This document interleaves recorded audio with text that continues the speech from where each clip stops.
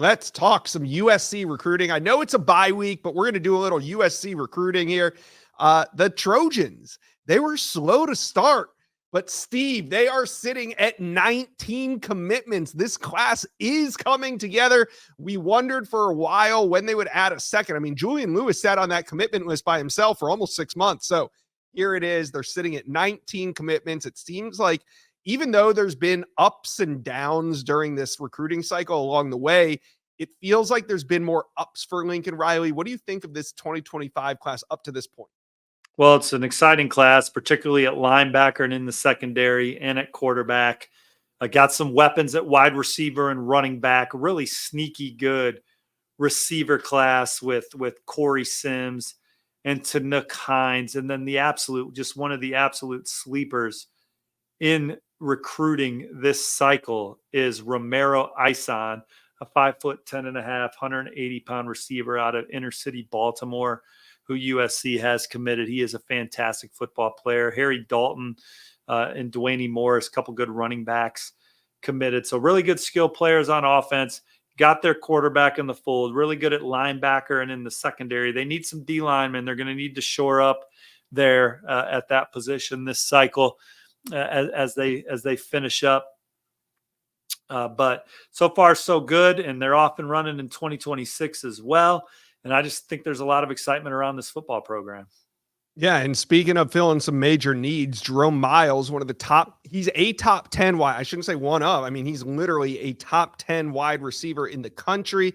He's out of the state of Utah, and originally he was set to make a decision sometime in October, but he moved it up. We're less than a week away from Jerome Miles making his decision, and he's been trending to the Trojans recently. Steve, do you still think that USC is in line to make another huge pickup? Well, made the on 3 RPM in favor of USC the Sunday after his official visit to campus. And then when he moved up his decision date, I felt even better about it. We just talked about the really talented skill player class that USC has committed on offense. They have their quarterback, Julian Lewis, in the fold. Jerome Miles has Heisman caliber, Bolitnikov type caliber talent. 6'3", runs 10.3 in the 100-meter dash, runs 4.4 in the 40-yard dash. He can run routes. He can go up and make the tough catch in traffic. He's a red zone threat. He's a deep play threat. He can work the middle of the field. And I like where USC stands there. Coach Riley, Coach Simmons, they've coached some of the best receivers in college football.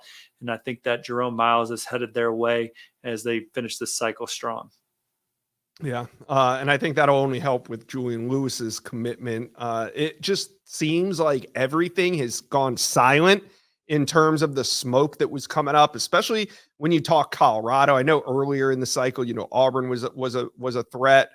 Indiana's still hanging in there, but it seems like USC has done what they needed to do on the field and on the recruiting trail to answer Julian Lewis's questions. I think Julian Lewis and his family continue to have conversations with several schools, but the intel still favors him sticking with USC when all said and done. Scott Schrader had the report. He'll be back out for a game this fall. Which game was that, Josh? Which one? The USC Wisconsin? Yeah, yep. So USC Wisconsin at the USC end of the Wisconsin. month, September 28th, which IU was hoping to get him there for the Maryland game. So he's going to go to USC instead of getting up to Indiana. Indiana's winning 14-0 at UCLA right now. Kurt Signetti era going very well. Tino Sunseri, his lead recruiter. Indiana also going to try and get Julian Lewis up to Bloomington for the Michigan game. Obviously, Colorado's been trying to keep him warm. I think that the Lewis camp still reaches out to places like Auburn. So, but I still like him to ultimately end up with USC. That's where the intel stands. And for him, he just wanted to see if USC could play championship caliber football. So far, so good. He wanted to see if that defense was going to turn around. Lincoln Riley goes out and on paper hires the best defensive staff in the country, certainly one of them. They're in the conversation with what Coach Deonton Lynn, Coach Entz, Coach Belk, Coach Henderson, and Coach Nua. All those guys have great resumes. There's just a lot of excitement around USC right now. I think Julian Lewis feels that. Lincoln Riley was out in the Peach State. Xavier Griffin's arguably the top linebacker in the country in 2026. He was at USC last weekend. Lincoln Riley out to see him this week. in his travels around the Peach State. So a lot of positivity around USC right now. They There need is D-line. right They need now. some D linemen though.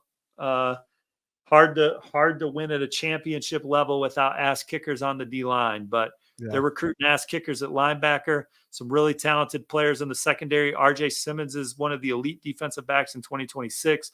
Like the way that's going for USC. Xavier Griffin, again, arguably the top linebacker. They already got some good DBs committed in 2025 and 2026. Ryder Lyons could be one of their next commitments, one of the top 2026 quarterbacks in the country that might ultimately be a 2027. So nice little buffer between him and Julian Lewis if that works out the way they're trying to line all of that up. So D lineman, that's the point of emphasis. If I'm USC right now, they're trying to Floyd Boucard. He's a guy that USC still recruiting at that position. He was at Miami, or excuse me, he was at He's there now. Yeah, he's there Miami. today on Saturday. Yeah, so there's a time where I thought Floyd Boucard was a heavy USC lean, so they know they get a hit on the D line, and that could be Jakeem Stewart, right? Jakeem Stewart's looking to reclassify. He left St. Augustine. There's no reclassifications at St. Augustine. He's not there anymore. He's at Edna Carr. He's not able to play football, but he's trying to reclassify. USC's got some major momentum in that recruitment. LSU's going to take a big swing, of course. Ohio State's one of the front runners.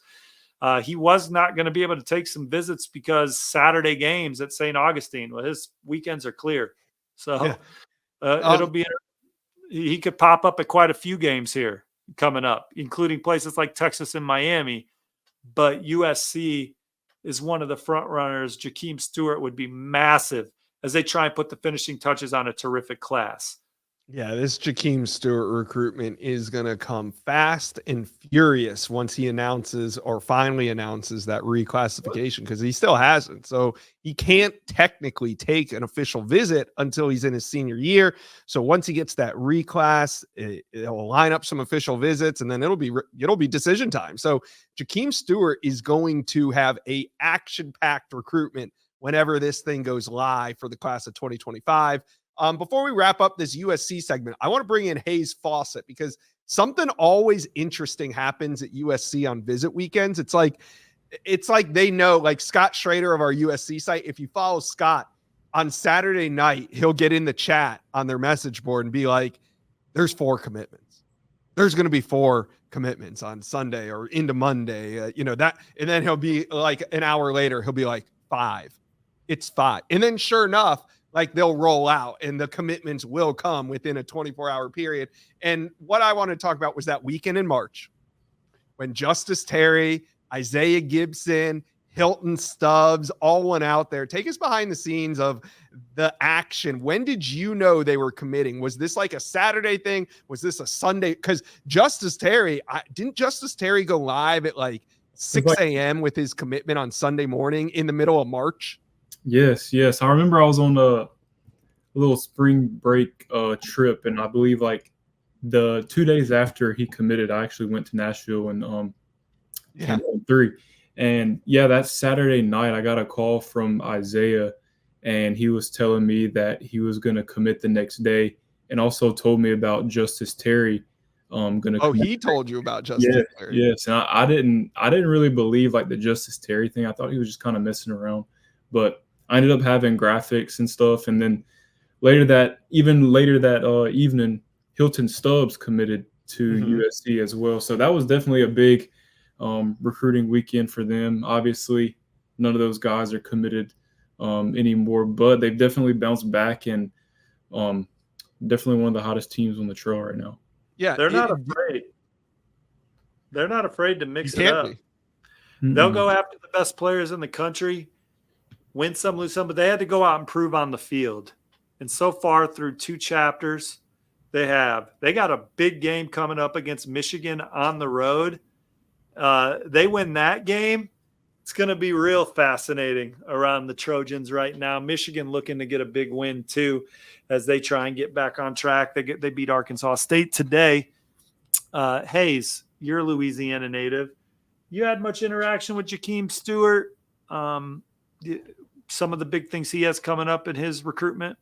Yeah, I've actually talked to him the last 2 days, and before that, I hadn't really heard much from him.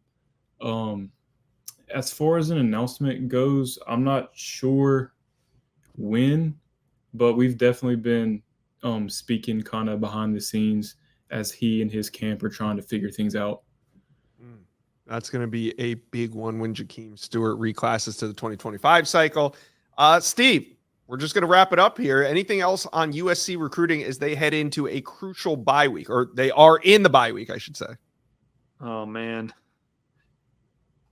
USC, let's see here. I know I recently wrote about kind of what a great season for them looks like.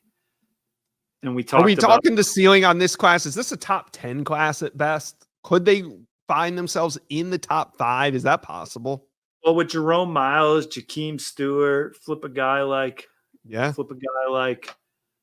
Floyd Boucard. How greedy do they get at linebacker? Is Madden Faremo a guy? There's some rumors about a potential Dorian Brew. You know, the Scott Schrader wrote that they're recruiting Dorian Brew, who's committed to Oregon out of the state. Yeah, absolutely. I mean, you and I talked about that. That's another guy committed elsewhere that they're still taking a swing at. So, USC, if they go to Michigan and win that game, it's nothing's off limits for them with the relationships that these guys are building as a staff with some of their top targets. That's for sure. All right. USC fans, 19 total commitments. It's been a good run so far. Alex Graham's one too. Alex Graham. I know. Alex Graham's another. He's committed to Colorado, but they've been in contact with him as well. So yeah, that's a big one. There's a couple flip targets on the board. What do you guys think? USC fans, talk to us. Comment section below. Let us know who's your top remaining target as the Trojans have 19 total commitments.